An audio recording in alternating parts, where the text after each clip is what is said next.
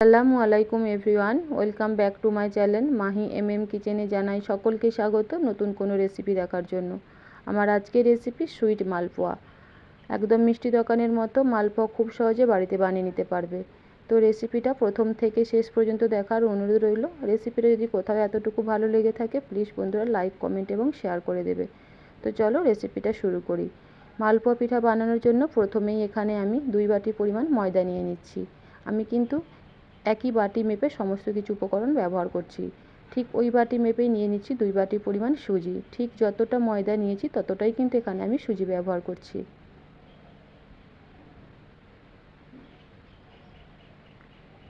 দিয়ে দিচ্ছি ওই বাটি মেপেই হাফ বাটি পরিমাণ চিনি। এখানে চিনির পরিমাণটা কম অ্যাড করলাম, যেহেতু পরবর্তীতে আমি মালপোয়া পিঠাগুলো চিনির শিরার মধ্যে ভেজাবো। দিয়ে দিচ্ছি স্বাদ মতো নুন। দিয়ে সমস্ত শুকনো উপকরণগুলো একটু ভালোভাবে মিশিয়ে নিচ্ছি। খুব ভালোভাবে মিশিয়ে নেবার পর আমি ওই বাটি মেপেই উষ্ণ গরম দুধ অ্যাড করছি। আমি এখানে 3.5 বাটি পরিমাণ দুধ অ্যাড করে ব্যাটারটা তৈরি করে নেব। তবে একেবারে দিচ্ছি না, বারে বারে দুধ অ্যাড করে কিন্তু ব্যাটারটা আমি ফেটিয়ে নিচ্ছি।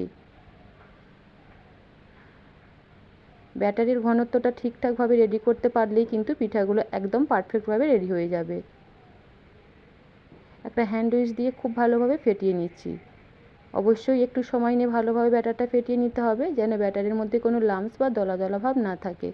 তো এখানে কিন্তু আমি 3 বাটি পরিমাণ দুধ অ্যাড করে খুব ভালোভাবে ব্যাটারটাকে ফেটিয়ে নিয়েছি। এবার এখানে একটা আমি হামানদিস্তার মধ্যে 1 টিস্পুনের মতো মৌরি নিয়েছি। মৌরিটাকে কিন্তু আমি আগে থেকেই শুকনো খোলায় একটু ভেজে রেখেছিলাম।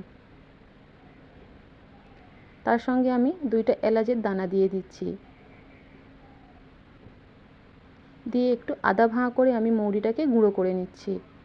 দিয়ে এবার সরাসরি আমি ব্যাটারের মধ্যে দিয়ে দিলাম। সুন্দর একটা ফ্লেভারের জন্য অবশ্যই কিন্তু মৌরি আর এলাচটা দেওয়ার চেষ্টা করবে। আর দিয়ে দিচ্ছি 1 টিস্পুনের মতো ঘি। দিয়ে খুব ভালোভাবে আবারও একটু ফেটিয়ে নিলাম। এবার আমি ঢাকা চাপা দিয়ে কম করে আধ ঘন্টার জন্য রেস্টে রেখে দেব। এদিকে পিঠা বানানোর জন্য একটা চিনির শিরা তৈরি করে নিচ্ছি। দিয়ে দিচ্ছি ওই বাটি মেপেই 2 বাটি পরিমাণ চিনি। দেখতেই পাচ্ছ আমি কিন্তু একটা বাটি মেপেই সমস্ত কিছু উপকরণ ব্যবহার করছি। আর দিয়ে দিচ্ছি ওই বাটি মেপেই 1 বাটি পরিমাণ পানি। দিয়ে খুব ভালোভাবে নেড়ে চেড়ে আমি চিনির শিরাটাকে 2 মিনিটের জন্য একটু ফুটিয়ে নেব। খুব বেশিক্ষণ ফোটাবার কিন্তু কোনো দরকার নেই। আর দিয়ে দিচ্ছি হাফ টিস্পুনের মতো একটু গোলাপ পানি। সুন্দর একটা ফ্লেভারের জন্য এখানে আমি গোলাপ পানি অ্যাড করলাম। তাছাড়া মিষ্টি দোকানের মালপোয়ার মধ্যেও কিন্তু হালকা গোলাপ পানির একটা সেন্ট পাওয়া যায়। হাত দিয়ে একটু চেক করে দেখলাম যে একটু চিপচিপে ভাব হয়েছে। ঠিক সেই পর্যায়ে চুলোর ফ্লেমটা বন্ধ করে এক সাইডে রেখে দেব। আধ ঘন্টা পর ফিরে আসলাম। আর এই সময় কিন্তু সুজিটা অনেকটাই ফুলে গিয়েছে আর ব্যাটারটাও কিছুটা ঘন হয়ে গেছে। তো এখানে কিন্তু আরও হাফ বাটির পরিমাণ মতো আমি উষ্ণ গরম দুধ ভালোভাবে ব্যাটারের সঙ্গে দিয়ে একটু ফেটিয়ে নিচ্ছি। তো এখানে দেখতেই পেলে আমি 2 বাটি সুজি আর 2 বাটি ময়দার জন্য কিন্তু এখানে আমি 3.5 বাটি পরিমাণ লিকুইড উষ্ণ গরম দুধ অ্যাড করে ব্যাটারটা তৈরি করে নিয়েছি। এবার পিঠাগুলো ভাজার জন্য প্যানের মধ্যে একটা তেল খুব ভালোভাবে গরম করে নিয়েছি। পরিমাণ মতো ব্যাটার তেলের মধ্যে ছেড়ে দিলাম। তো কিছুক্ষণ অপেক্ষা করলেই দেখতে পাবে খুব সুন্দরভাবে তেলের উপরে ভেসে উঠছে। তখন উপর থেকে একটু তেল ছিটিয়ে দেবো, যাতে ওপরের অংশটা খুব সুন্দরভাবে ফুলে যেতে পারে। আসলে পিঠার ব্যাটারটা যদি ঠিকঠাকভাবে রেডি করতে পারো, দেখতেই পাচ্ছ পিঠাগুলো কিন্তু একদম বলের মতো ফুলকো ফুলকোভাবে ফুলে যাবে। একটা সাইড যখন ভাজা হবে অপর সাইডটাও এভাবে উল্টে দিচ্ছি। এভাবে উল্টে পাল্টে কিন্তু আমি লাল করে ভেজে নিচ্ছি। তো দেখো এখানে কিন্তু আমার একটা পিঠা ভাজা হয়ে গেছে। আমি তুলে নিয়ে সরাসরি চিনির শিরার মধ্যে দিয়ে দিচ্ছি। আরও একটা পিঠা তোমাদের আমি বানিয়ে দেখাচ্ছি।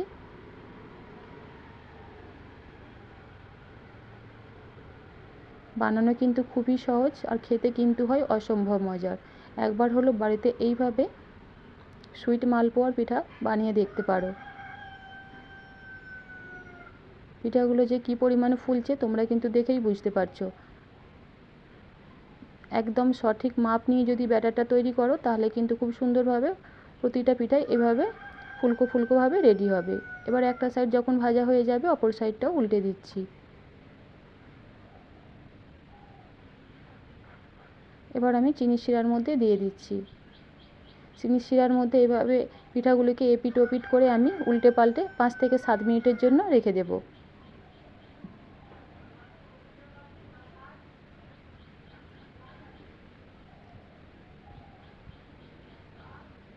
বেশ কয়েকটা পিঠা তোমাদের আমি বানিয়ে দেখালাম।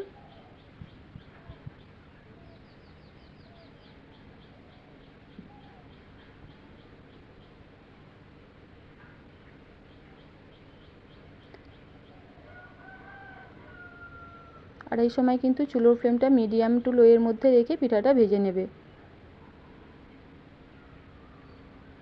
আগে থেকে যে পিঠাগুলো আমি চিনি শিরার মধ্যে ভিজিয়ে রেখেছিলাম সেটা এবার আমি তুলে নিচ্ছি আর একটা স্ট্রেনারের মধ্যে রেখে দেব, যাতে এক্সট্রা চিনির শিরাটা খুব ভালোভাবে ঝরে যায়। তো এখানে সমস্ত পিঠাগুলোই কিন্তু সুন্দরভাবে আমি রেডি করে নিয়েছি। এবার একটা প্লেটের মধ্যে পরিবেশন করে নিচ্ছি। উপর থেকে একটু কাজু পাউডার দিয়ে দিচ্ছি।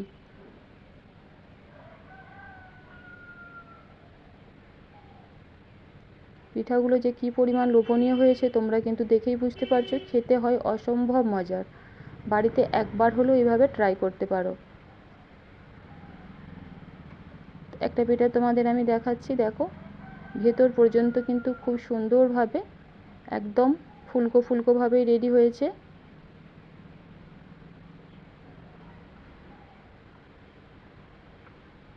আর পিঠাগুলো দেখতেই পাচ্ছ কতটা রসালো।